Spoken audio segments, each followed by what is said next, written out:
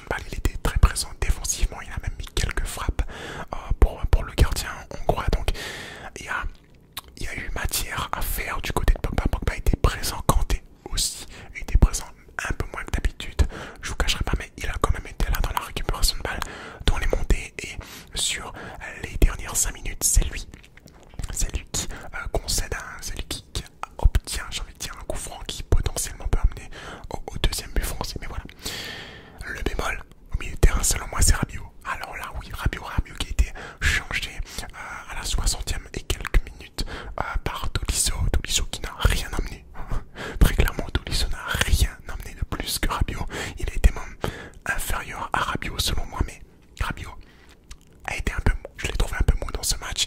Il a été souvent dépassé, même physiquement, hein, par le milieu de terrain hongrois, notamment Klein Hessler. Il y avait un très gros match et c'est pour moi le Hongrois le plus décisif au milieu de terrain. Klein Hessler, le joueur hongrois, pardon. Le joueur hongrois, il est très petit de taille et on aurait pu penser que Adrien Rabiot avec voilà, son plus d'1m90, je crois, il fait plus d'1m90 et Klein Hessler très petit, on aurait pu penser que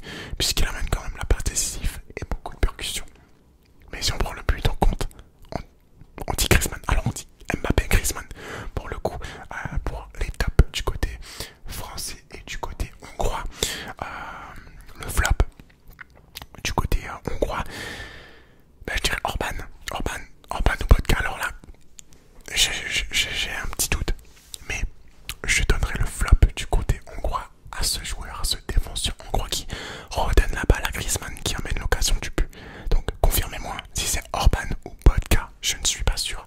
Mais comme ça, je dirais Orban, flop du côté hongrois. Et top, je dirais Klein Hessler, qui a amené beaucoup de présence au milieu de terrain, qui a même concurrencé notre milieu de terrain, alors que il jouait certes à 5 au milieu, mais pour le coup, ils ont su nous dominer quelquefois, surtout du côté de Rabiot. Du côté de Rabiot et Kanté, ils sont quand même assez fait plaisir. Voilà, donc Klein Hessler, top hongrois, et Orban, flop hongrois. Alors les amis, voilà, c'était tout pour moi pour ce match-là. Je vais m'empresser de vous monter la petite vidéo avant de retourner tout simplement aller voir le match Portugal-Allemagne qui sera disponible un peu plus tard, pardon, sur